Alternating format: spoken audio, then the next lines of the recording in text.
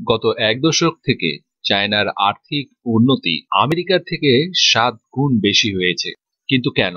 আপনি কি কখনো ভেবেছেন? ভাবেননি, তাই না? চায়নার প্রোডাক্ট অনেক সস্তায় পাওয়া যায়, কিন্তু টিকে না। এই বিষয়ে একটি কথা আছে, চায়নার জিনিস চললো তো চাঁদ পর্যন্ত, না হলে সন্ধ্যা পর্যন্ত। চীন সম্পর্কে এই কথাটি খুব কম লোকেরাই জানেন, যে চীন নকল প্রোডাক্ট বানাতে এবং সেগুলোকে বেচতে সবার আগে। তো চলুন চীন সম্পর্কে আপনাদের সবাইকে এরকম আরো অনেক কথা বলবো, যেগুলো সম্পর্কে আপনি হয়তো জানেন। ওয়েলকাম বন্ধুরা, সাবস্ক্রাইব করুন বাংলা মিস্ট্রিয়াস ফ্যাক্টস ইউটিউব চ্যানেলটিকে। আগামী সকল পর্বের নোটিফিকেশন সবার আগে পাওয়ার জন্য পাশের বেল আইকনটিকেও প্রেস করে আমাদের সঙ্গেই থাকবেন। তো চীন থেকে অনেক কিছুই নিয়ে থাকে, কিন্তু সেগুলো নকল, যার কারণে ভারত সরকার তাদের উপরে নিষেধাজ্ঞা প্রদান করেছে।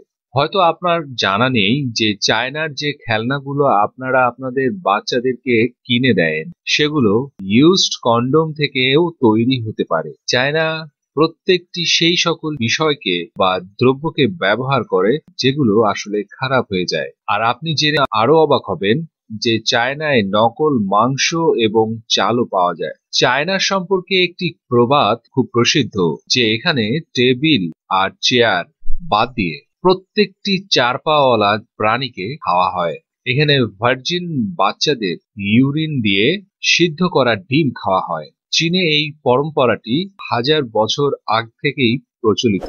এজন্য লোকাল স্কুলে বাচ্চাদের ইউরিন একখানে জমা করা হয় এবং মনে করা হয় যে যাদের হাত পা এবং জয়েন্টের মধ্যে বাতের ব্যথা আছে, তারা এগুলো নিয়মিত খেলে তাদের আর ব্যথা থাকবে না, দূর হয়ে যাবে। সারাদিন সেই সকল ব্যক্তিরা অনেক এনার্জেটিক অনুভব করে। এছাড়াও এখানে তেলাপোকা, ইঁদুর, কুকুর, এমনকি কুমির পর্যন্ত খাওয়া হয়। চায়নার গুয়াংজি স্টেটের ইউলিন শহরে প্রতি বছর জুন মাসে ডগ ফেস্টিভ্যাল পালন করা হয়। এক অনুমান অনুযায়ী চায়নাতে 10 থেকে 20 মিলিয়ন ডগ বা কুকুর প্রতি বছর মেরে ফেলা হয়। একা এই মিট ফেস্টিভ্যালটিতে 10,000-এরও বেশি কুকুরকে মেরে ফেলা হয়। চায়নায় ফেস্টিভ্যালের নামে কিছু ফেস্টিভ্যাল পালন করা হয়, যেমন সেখানে ক্রিসমাস পালন করা হয় না, না দিওয়ালি পালন করা হয়, কিন্তু 85% নকল ক্রিসমাস ট্রি এবং 70% দিওয়ালি লাইটস চায়নাতেই তৈরি করা হয়। চায়নাতে সুস্বাদু ভোজনের নামে প্রতি বছর 40 লাখ বিড়াল খাওয়া হয়। চায়নায় ধনী ব্যক্তিরা নিজের বদলে অপরকে টাকার বিনিময়ে জেলে পাঠাতে পারেন। চায়নায় এত বেশি হারে সুইসাইড হয় যে সেখানে নদী থেকে ডেথ বডি বের করার জন্য চাকরি পেয়ে যাবেন। এক সার্ভে অনুযায়ী পৃথিবীতে প্রায় 5টি করে মানুষ চায়নায় ফেসবুক এবং টুইটারে 2009 সাল থেকে ব্যান করে রাখা হয়েছে।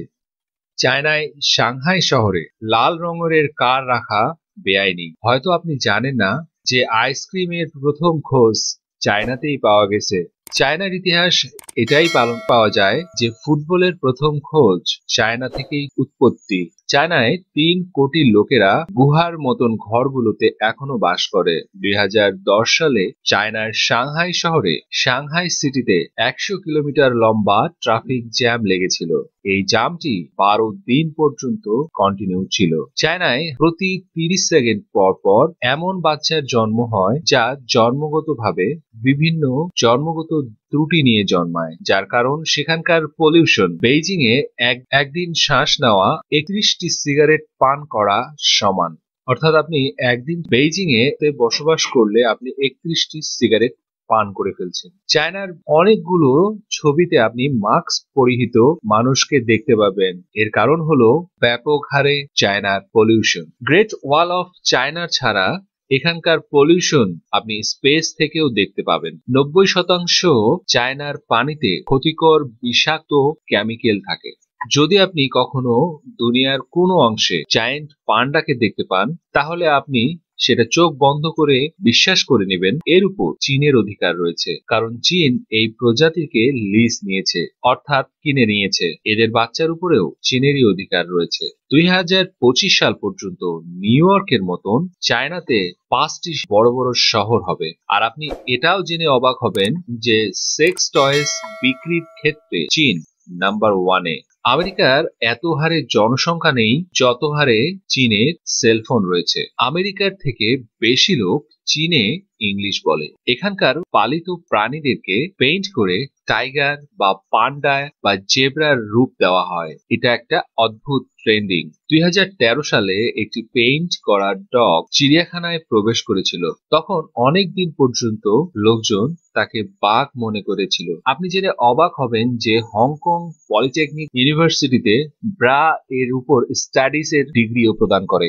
চীনের সবচেয়ে বড় লঞ্জারি ম্যানুফ্যাকচারার টপ ফর্মস এর ফ্যাক্টরিতে ব্রা ল্যাবও আছে। এই কোম্পানি প্রতি বছর ভিক্টোরিয়াস সিক্রেটস, প্লেটেক্স এবং মেটাল ফর্মস নামীয় ব্র্যান্ডগুলো 60 মিলিয়নেরও উপর বেশি আন্ডারওয়্যার তৈরি করে। নকল জিনিস তৈরির ক্ষেত্রে চীন এত বেশি এগিয়ে গেছে যে সে চালগুলোকেও নকল বানায়। চীনে তৈরি এই নকল চালগুলোকে প্লাস্টিক রাইসও বলা হয়, আর এই চালগুলো আলু আর সিনথেটিক রেজিনকে নিয়ে তৈরি করা হয়।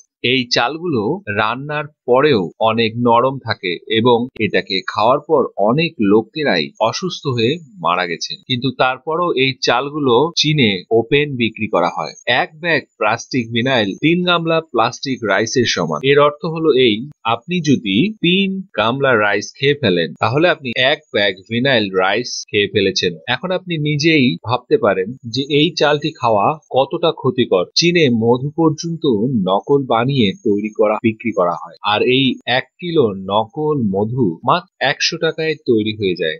এরপর এইটিকে 600 টাকার প্রতি কেজি হিসেবে বিক্রি করা হয়। চীনে প্রাণীদের বা পশুদের খাওয়ার জন্য পচা বাসি সবজির সাথে সেলফ ডি অক্সাইড মিশিয়ে রাইস নুডলস তৈরি করা হয়। আর এটা তো আপনি ভালোভাবেই জানেন যে এই রাইস নুডলস খাওয়া কতটাই ক্ষতিকর হচ্ছে। এখন আপনি তো বুঝতেই পারছেন যে চায়নার প্রোডাক্ট এত সস্তা কেন, আর কেনই বা সেটা টিকে না। এই সকল কিছুর পরও যদি আপনি চায়নার প্রোডাক্ট ক্রয় করে, তাহলে আপনাকে বলে রাখি, চায়নার মাল ক্রয় করা আপনাদের বাহাদুর সেনাবাহিনীর জন্য মৃত্যুকে কিনে নেওয়ার সমান হয়। আপনারা এই ভিডিওটিকে লাইক করেন বা না করেন, যদি চায়না প্রোডাক্ট ব্যবহারের ক্ষতিকর দিকটুকু বুঝতে পারেন, তাহলেই আমার এই ভিডিওটি বানানোর সার্থকতা আমি পাবো। আপনি কি আপনার বাচ্চাকে ইউজড কন্ডম দিয়ে তৈরি খেলনা ব্যবহার করতে দিতে চান? না জানি কত বাচ্চারা এই সকল প্রোডাক্ট ব্যবহারের কারণে অসুবিধায় বা অসুস্থ হয়েছে। So say no to China product. আজকের ভিডিওতে এ পর্যন্তই। যদি আজকের ভিডিওতে কিছু ভালো পেয়ে থাকেন বা কিছু জানতে পেরে থাকেন, তাহলে এই ভিডিওটিকে লাইক করুন বা না করুন, কিন্তু আপনার হোয়াটসঅ্যাপ, ফেসবুক সহ সোশ্যাল মিডিয়ার সাইটগুলোতে ভিডিওটিকে শেয়ার করে দিবেন।